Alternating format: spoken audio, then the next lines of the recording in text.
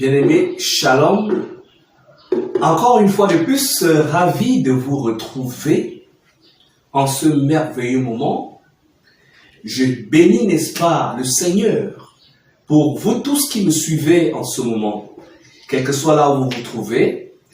La grâce de Dieu, la paix de Dieu, la joie de Dieu, le bonheur divin et éternel est votre partage. Je suis donc encore une fois de plus là pour partager avec vous la parole de vérité, la parole de Dieu. Et aujourd'hui, nous allons, n'est-ce pas, parler d'un thème important. Ce thème, c'est ne faites plus semblant d'aimer Dieu. Ne faites plus semblant d'aimer Dieu.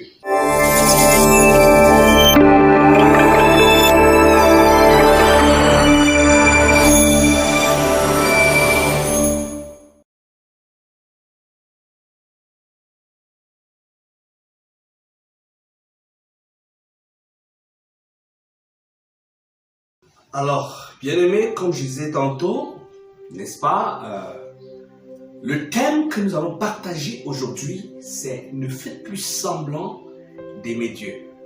Pourquoi est-ce que je dis ça?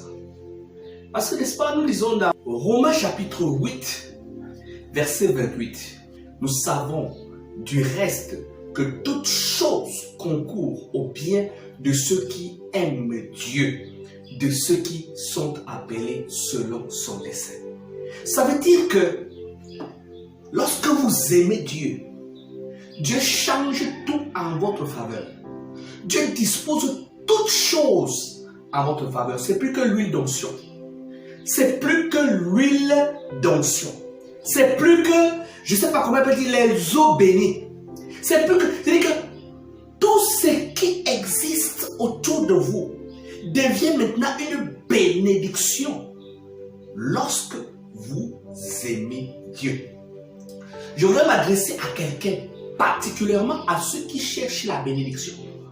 Qui cherchent la bénédiction par les semences, par, n'est-ce pas, les établir les hôtels, en dépensant, n'est-ce pas, beaucoup d'argent. Je ne vous dis pas de ne plus le faire. Mais je suis en train de vous interpeller sur un raccourci. Que toute chose concourt à ta bénédiction à partir du moment où tu aimes Dieu. La question que je m'en vais vous poser, c'est celle-ci. Comment pouvez-vous dire que vous aimez Dieu quand vous ne cherchez pas à savoir qu'est-ce que Dieu attend que vous fassiez si vous l'aimez? Ça, c'est la question. Mais j'en reviens tout à l'heure. Je voudrais tout simplement que nous puissions nous souvenir que toute chose concourt au bien de ceux qui aiment Dieu. Aimer Dieu, c'est quoi? Aimer Dieu, c'est aller à l'église. Aimer Dieu, c'est faire des nuits de prière. Aimer Dieu, n'est-ce pas, c'est chanter. Aimer Dieu, c'est lui dire des poèmes d'amour, n'est-ce pas, des louanges d'amour. Oh Seigneur, je t'aime, oh Seigneur, je t'aime. Non. Ça, c'est pas aimer Dieu. Aimer Dieu a été bien circonscrit, a été bien défini. Peut-être que c'est aimer Dieu à votre façon qui vous amène peut-être à prier, à chanter, à je ne sais pas quoi, aller à l'église, à donner beaucoup d'argent, à beaucoup s'aimer pour l'œuvre de Dieu. C'est bien, mais c'est pas ça aimer Dieu. Aimer Dieu, c'est quoi? Aimer Dieu, c'est quoi? Comment vous pouvez dire que vous aimez Dieu lorsque vous n'aimez pas la parole de Dieu? Aimer Dieu, c'est aimer sa parole. Pourquoi la Bible dit dans Jean chapitre 1, verset 1 à 3, qu'au commencement était la parole. Et la parole était avec Dieu. Et la parole était Dieu. Elle était au commencement avec Dieu. Toutes choses ont été faites par elle. Et rien de ce qui a été fait n'a été fait sans elle. Ça veut dire que si vous dites que vous aimez Dieu, vous devez aimer sa parole. Si vous dites que vous aimez Dieu, vous devez aimer sa parole. Comment est-ce que tu peux dire que tu aimes Dieu quand tu n'aimes pas, quand tu n'as pas la passion pour sa parole, quand tu n'as pas de passion, quand tu n'es pas amoureux de sa parole? C'est quelque chose d'étonnant. Oh, j'aime Dieu, oh, j'aime Dieu, oh, moi, j'aime le Seigneur. Mais comment est-ce que tu peux dire que tu l'aimes quand tu n'aimes pas sa parole?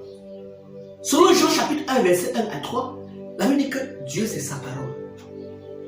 Ça veut dire que si tu aimes Dieu, tu es censé aimer sa parole. Rappelez-vous un peu de l'histoire de Marthe et de Marie.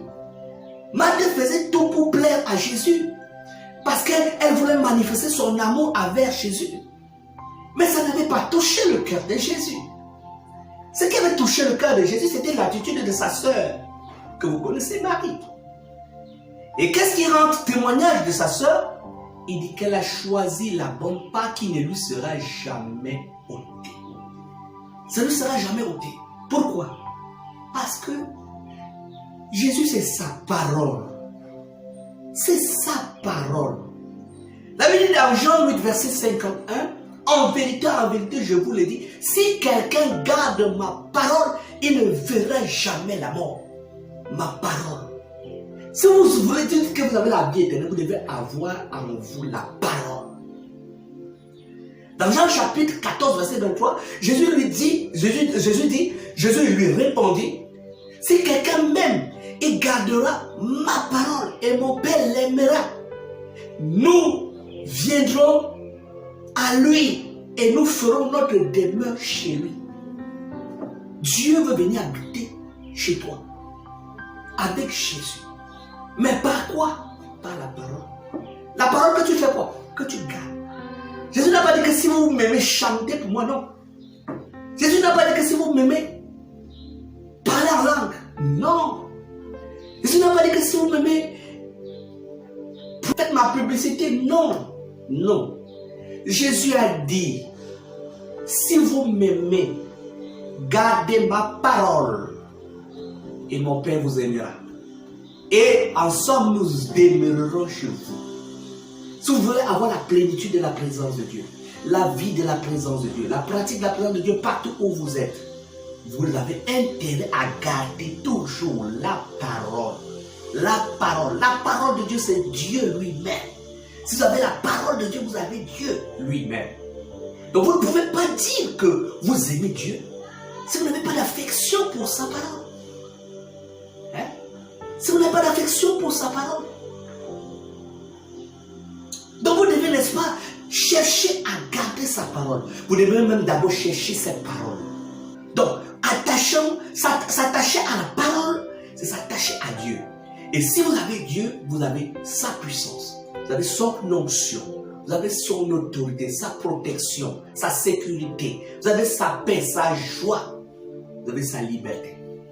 Écoutez, il n'y a aucun lien héréditaire, aucun hôtel familial, aucun esprit familial, ou aucun démon, aucune malédiction qui puisse résister face à la parole.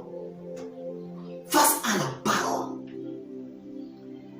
Alors je vous interpelle à être amoureux de la parole. Vous pouvez chanter 2 heures de temps, parler en langue 10 heures de temps.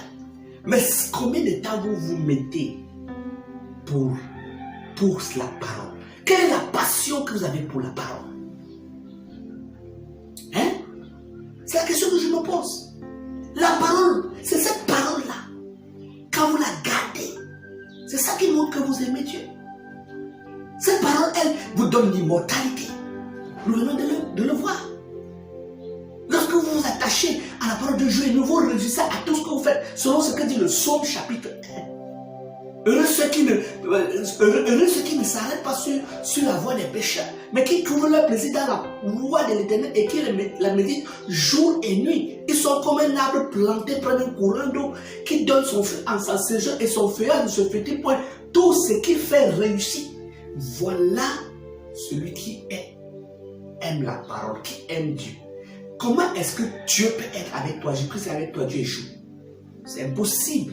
La Bible dit que si Dieu est pour nous, qui peut être contre nous? Mais ce n'est pas seulement Dieu avec la bouche. Dieu est pour toi quand toi tu es pour sa parole. Quand tu prends sa parole et cette parole est pour toi. Et quand tu t'attaches à cela. Bien-aimé, je vous interpelle à ne plus courir derrière les miracles. Courez derrière la source des miracles qui est la parole. C'est la parole qui a fait toutes choses. Toutes choses ont été faites par elle et rien de ce qui a été fait n'a été fait sans elle. Si vous avez la parole, vous avez la source des miracles, qui est la présence de Dieu, la présence de Jésus-Christ chez vous. Sans que vous ne bougez d'un pouce. Alors donc je vous interpelle à sonder vous-même, à rechercher vous-même cette parole. Vous avez la Bible. À travers les Écritures, vous pouvez trouver la parole de Dieu. Faites comme les chrétiens de Thessalonique, c'est-à-dire dans Actes chapitre 17, verset 11. La Bible dit que ces Juifs avaient des sentiments plus que ceux des Thessaloniques. Ils reçurent la parole avec beaucoup d'empressement et ils examinaient chaque jour les Écritures pour voir si ce qu'on leur disait était exact. Alors ça, c'était plutôt les chrétiens de Béret, pas de Thessalonique. Voilà. Donc, comme les chrétiens de Béret, qui examinaient les Écritures pour rechercher l'exactitude de la parole. Mais de nos jours, les gens sont plus coachés sur les réseaux sociaux. Ils sont plus coachés, n'est-ce pas, je ne sais pas, sur les programmes. Dans les programmes par-ci, dans les programmes par-là. Mais examiner les Écritures, ça, rien à faire. Bien-aimés, faites attention. La Bible déclare dans Jacques chapitre 1, verset 27, que mais celui qui aura plongé les regards dans la loi parfaite, la loi de la liberté, et qui aura persévéré, n'étant pas un auditeur oublieux, mais se mettant à l'œuvre, celui-là sera heureux dans son activité. Vous voulez être heureux? Vous voulez être béni? Vous voulez voyager?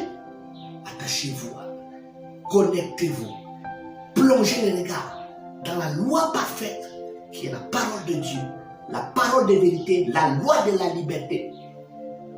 Plongez-vous là-dedans et persévérez. Et vous verrez que vous serez heureux. Vous verrez que tout ce que vous allez faire va réussir. Vous allez aller prendre le visa, ça va vous donner. Vous allez l'espoir, je ne sais pas comment dire. Vous allez épouser une femme, elle aura des enfants, vous serez béni. Vous n'êtes pas chercher à gauche, à droite. Sondez la parole. Recherchez la parole. Faites comme l'apôtre Paul avait demandé à Timothée de faire. Dans 1 Timothée chapitre 4, verset 13, il dit, jusqu'à ce que je vienne, applique-toi à la lecture, à l'exhortation, à l'enseignement. Commençant par la lecture. C'est à travers les Écritures que vous sondez pour atteindre la parole de Dieu. Parce que regardez ce que Jésus dit dans Jean chapitre 8, verset 32 à 33. Il dit aux Juifs qui avaient cru en lui, si vous demeurez dans ma parole, vous êtes vraiment mes disciples et vous connaîtrez la vérité vous affranchira. Donc pour atteindre la vérité, il faut d'abord demeurer dans la parole. Il faut d'abord scruter cette parole, il faut sonder cette parole, il faut méditer comme le psaume 1 dit, pour réussir dans tout ce que tu fais, pour t'épargner, pour toucher la vérité, pour qu'elle t'affranchisse. Mais si vous comptez seulement qu'on va vous imposer les mains, qu'on va prophétiser sur vous, vous avez menti. Vous avez menti. Même si vous avez des bénédictions, elles seront temporelles. Parce que quand on dit qu'on prophétise, la Bible dit qu'on prophétise en partie. Ça veut dire qu'il y a aussi, n'est-ce pas, action et puissance en partie. Mais si vous êtes comblé, attachez-vous à la prophétie qui ne manque, qui ne rate jamais. La prophétie qui est complète et qui est parfaite. On appelle ça la loi parfaite. C'est l'évangile de vérité, la parole de Christ, qui dit que le ciel et la terre passeront, mais mes paroles ne passeront point. Et cette prophétie qui est l'évangile de vérité, lorsque vous la gardez, elle vous accorde l'immortalité. Les autels ne peuvent plus rien contre vous. La sorcellerie ne peut plus rien contre vous. Le malheur, la malchance, les blocages, la pauvreté, la stérilité, les attaques de sorciers, ça devient néant. Au contraire même, on a dit que ça contribue plutôt à votre élévation, à votre bénédiction, à votre prospérité, à votre percée. Parce que toute chose concourt au bien de ceux qui aiment Dieu. Ça, c'est une parole certaine et entièrement digne d'être reçue. Et je vous la communique pendant ce temps. Recevez-la en ce moment. Et sur la base de cette parole, que vous êtes infiniment bénis. À très bientôt.